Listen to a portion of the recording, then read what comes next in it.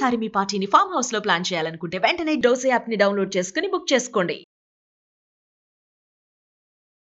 నమస్తే రమగారు. నమస్తే జయ. రమగారు, శకునాలు కొన్ని మనం తెలిసి తెలియక ఫాలో అయిపోతూ ఉంటాం. ఏదైనా మంచి జరిగినా చెడు జరిగినా ఉదయం ఎవరిని చూసాము, పొద్దున్నే లేవగానే ఏం చూసాం, ఎక్కడ ఏం జరిగింది, ఇలా రీకలెక్ట్ చేసుకుంటాం. అప్పుడప్పుడు మన మొహాన్ని మనమే అద్దంలో చూసుకున్నాను గుర్తొస్తుంది. లేదా బయటికి వెళ్ళేటప్పుడు ఎవరైనా తుమ్మినా అట్లా సంథింగ్ అన్నీ ఫాలో అవ్వకపోయినా కొన్ని మాత్రం ఆలోచిస్తూ ఉంటాం కదా. అసలు ఇవి ఎలా వచ్చినాయండి? వీటికి సంబంధించి ఏమన్నా స్టోరీలు కానీ ఏమైనా సామెతలు కానీ అట్లా ఏమన్నా ఉన్నాయా? ఎలాగైనా వచ్చి ఉండొచ్చు జయ, ఎలాగైనా వచ్చి ఉండొచ్చు. ఏదో ఒక రకమైన పాటింపు. ఓ మంచినీళ్ళు బిందె ఎదురు రావాలి, ఎక్కడికైనా శుభకార్యాల మీద వాటి మీద వెళ్ళేటప్పుడు. ఆ ప్రయాణాలు పెద్దవి, ఇదివరకు ట్రాన్స్పోర్టేషన్ లేదు, నడిచి పోవాలి, ఏదో దొరికిన బండి పట్టుకుని వెళ్ళాలి.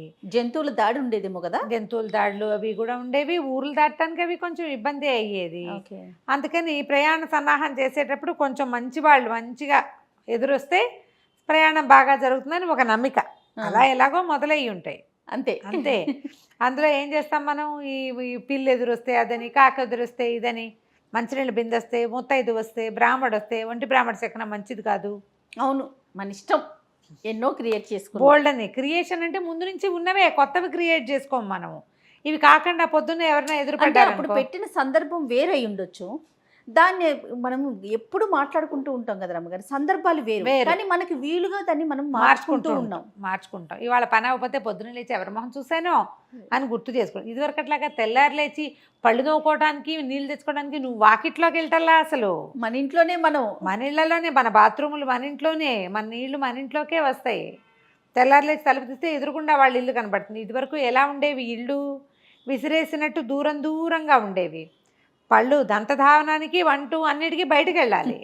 నీళ్ళు కావాలంటే బయట నుంచి తెచ్చుకోవాలి. అవును కదా. ఇలాంటప్పుడు బయటికే వెళ్ళాల్సి వస్తుంది. అప్పుడు ఎవరినో ఎదురొస్తారు, చూస్తాము.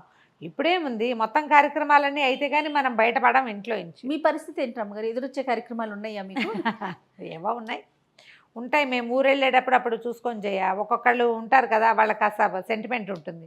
వాళ్ళు ఉన్నారనుకో మాతో పాటు, అప్పుడు నేనే ఎదురొచ్చి కారు ఎక్కుతాను అనమాట. ఓహో, వ్యక్తులను బట్టి. మేమే అయితే మాకేం ఎదురు రావటాలు ఉండవు.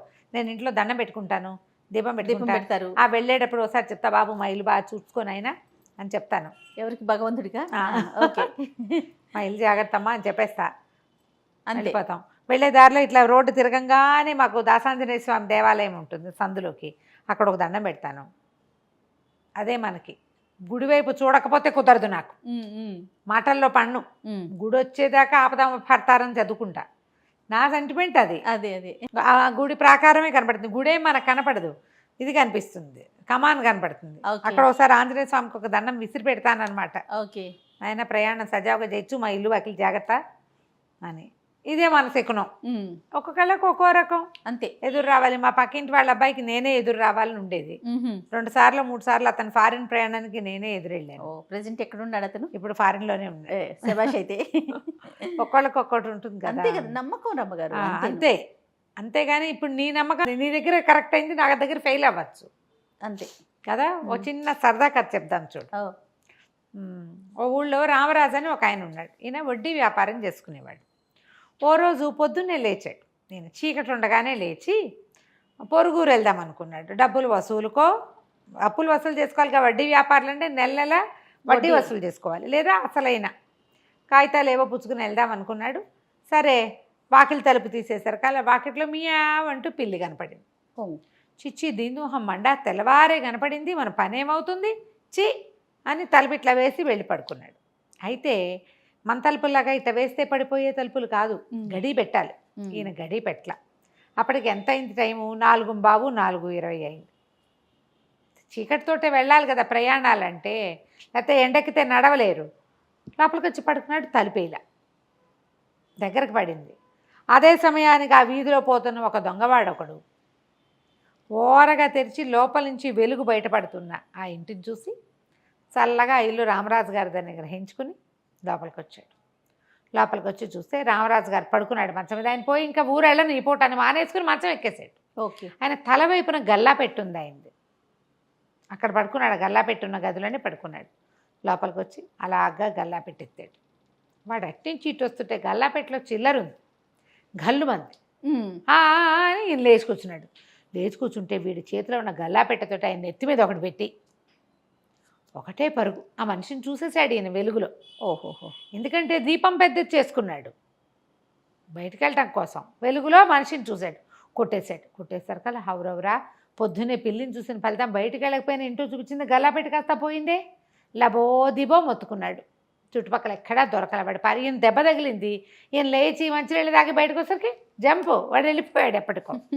అక్కడి నుంచి ఏం చేశాడు, ఆ ఊరు న్యాయాధికారి తహసీల్దార్ ఆయనే ఈ తీర్పులన్నీ చేస్తాడు. అక్కడికి పోయాడు. అక్కడికి వెళ్తే ఆయన పేరు, ఈయన రామరాజు, ఆయన భీమరాజు. మళ్ళీ ఆ భీమరాజు ఎవరో కాదు, ఈయన చెల్లెలి మొగుడు. ఓహో. ఇది కోబ్రదర్. ఈ చిన్న చిన్న ఊళ్ళ తాలూకు హడావిళ్ళన్నీ పక్కనున్న పెద్ద ఊరిలో తీరుస్తారు. ఈయన వెళ్ళి అక్కడ చెప్పుకున్నాడు. ఆ చెప్పడానికి వెళ్ళిన చోట ఉన్న ఆయన ఎవరంటే భీమరాజు గారు, ఈయనకి స్వయాన బావ. ఇంతకీ ఒట్టి బావే కాదు, రామరాజు గారి వడ్డీ వ్యాపారానికి 10 లక్షలు అప్పు పెట్టాడు. ఉహుం. ఆయన 10 లక్షలు ఈయన దగ్గర ఉన్నాయి. ఏమో ఈ బాబా ఏమైనా చెల్లి పెట్టడానికి వచ్చావా, ఏమిటా ఈ సంగతి అన్నాడు. చెల్లేమిటి నా బొంద, తెల్లవారి నిద్ర లేవగానే పిల్లి మొహం చూశాను, దొంగ మొహంది. దాన్ని చూసేసరికల్లా గల్లాపెట్ట కాస్త పోయింది. ఎవడో ఎత్తుపోయాడు బాబా, ఇక మొహం మీద బొప్పి. అసలు అందులో ఉన్న డబ్బులు నీవే, నీకు ఇవ్వడం కోసమే నేను అన్ని సర్ది పెట్టాను. పొద్దునే బయలుదేరి వద్దామనుకున్నా, వాకిట్లోకి వచ్చేసరికల్లా వాకిలి తలుపు తీసి మొహం కడుక్కుని ఏదో చెయ్యాలి కదా. అవును కదా. వాకిలి తలుపు తీసేసరికల్లా పిల్లి ఎదురైంది. వెళ్ళి పడుకునేసరికి ఎవడొచ్చాడో తెలీదు, వాడికి అస్తయిట కొట్టేసేసాడు నన్ను, పోయింది అని లబో దిబోమని గోల పెట్టాడు. గోల పెట్టేసరికల్లా సరే ఈయన ఏం చేశాడు, ఆరవీర అందరికీ తన డబ్బులు కబురు చేశాడు. ఇంతలో ఏమైంది, సరే నువ్వు వెళ్ళు మీ ఇంటికి, మా ఇంటికి వెళ్ళిపో, మీ చెల్లెలు చాలా రోజులైంది కలిసి అంటోంది, వెళ్ళి కాస్త ఏదైనా ఎంగిలిపడి కాసేపు నడుము వాల్చి రాను, మళ్ళీ కచేరీకి రమ్మన్నాడు. ఇతను ఇంటికి వెళ్ళాడు. ఇంటికి వెళ్ళి చెల్లెలేదో అంత తద్దనం పెడితే తినేసి మళ్ళీ వచ్చేసరికి ఎండెక్కింది. మధ్యాహ్నం అయిపోయింది. మధ్యాహ్నానికి ఈ పక్కన ఒక సంతలో ఎవరిదో జేబు కొడుతున్న ఒక జేబు దొంగని పుచ్చుకొచ్చారు. ఓ. రక్షక బట్టలు తీసుకొచ్చారు. ఆ జేబు దొంగ వచ్చి లోపల నుంచుని ఉన్నాడు. నేను చూడలేదండి, నేను పొరపాటున చేశానంటే ఏదో చెప్తున్నాడు. ఇంతలో ఈ రామరాజు గారు లోపలికి వెళ్ళేసరికి ఆయన చూసి, బావోయ్ వీడే దొంగ, పొద్దున్న ఎత్తిపగలు కొట్టిన వాడని కేకలు పెట్టాడు. కేకలు పెట్టంగానే ఈయన అయ్యారా ఎవరెవరా, పొద్దున్న అంత దొంగతనం చేసి మళ్ళీ మధ్యాహ్నానికి జేబు దొంగతనం చేస్తావా, తీ డబ్బులు ఎక్కడున్నాయో తీయంటే రక్షక భటులు ఉన్నారు. కొత్తవాళ్ళ తహసీల్దార్ గారు ఎదురుకుండా ఉన్నాడు. పైగా తను కొట్టినవాడు ఎదురుకుండానే ఉన్నాడు. దొంగ ఇంకా ఆపుకోలేకపోయాడు. కాదని ఓటరీ ఆయన లేకపోతే ఏమయ్యేది కాదు, జేబు దొంగతనంతో పోయేది. ఇప్పుడు గల్లాపెట్టి దొంగతనం, ఇంట్లో జరబడిన దొంగతనం నెత్తి మీద పడింది. ఒప్పుకుని సరే గల్లాపెట్టి ఎక్కడ దాచాడు, ఎందుకంటే గల్లాపెట్టలో డబ్బులు వాడు చూడలా, పెట్టెత్తుపోయాడు అంతే.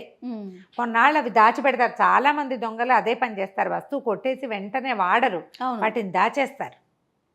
తెలివి తక్కువ పిచ్చి పెదవులు వెంటనే అమ్మకంలో పెడతారు. మెచ్యూర్ దొంగలు పట్టుబడిపోతారు వాళ్ళు. తెలివిగల పురాతన దొంగలు ఏం చేస్తారు, దొంగతనం చేసిన వస్తువుని పైకి రాకుండా కప్పెట్టేస్తారు. జనం దాన్ని మర్చిపోయాక తీస్తారు బయటికి. అవును, మనం చాలా చూస్తాం ఇలాంటివి. 20 ఏళ్ల క్రితం పాటి పెట్టింది దొరికింది అని వీడు ఎక్కడో దాపెట్టాడు. అక్కడ చెప్పాడు. చెప్పంగానే ఇక రక్షక భటులతో పాటు రామరాజు కూడా పోయాడు. ఆ పెట్టె నాదే అన్నాడు. పొద్దున ఏం చెప్పాడు, గల్లాపెట్టెలో డబ్బులు దాచాను, ఆ డబ్బు నీకు ఇవ్వడానికే అన్నాడు. ఆ డబ్బు తీసుకొచ్చి సరుకు ఇక్కడ అప్పచెప్పాలి కదా. ఈ తహసీల్దార్ గారి దగ్గర అప్పచెప్తే పెట్టె తెరిచేసరికల్లా 10 లక్షల సొమ్ము ఇంకా చిల్లర ఉంది. తహసీల్దార్ గారు తన 10 లక్షలు తను లెక్కబెట్టి తీసుకున్నాడు.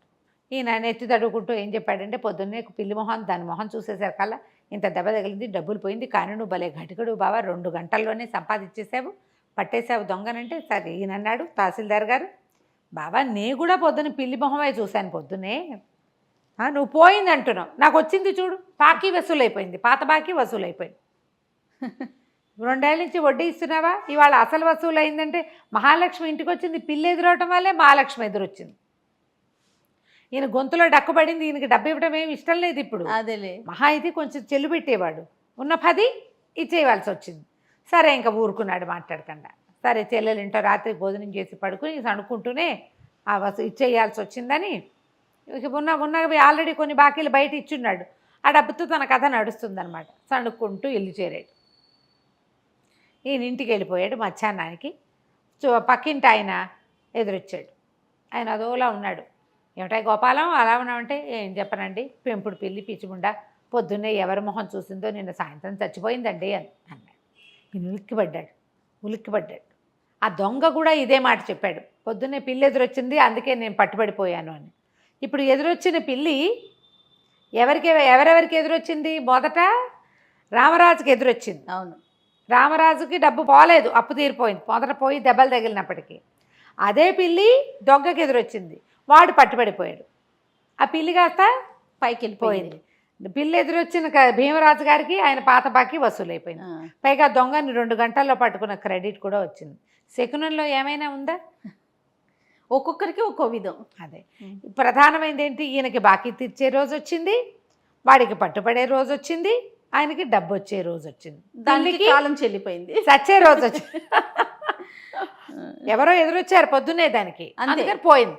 అంతే. ఎవరి మొహం చూసిందో పిచ్చిపుంటే చచ్చిపోయింది అన్నాడు. అనగానే ఈయన ఉలిక్కి పట్టాడు. నా మొహమేగా చూసింది అది.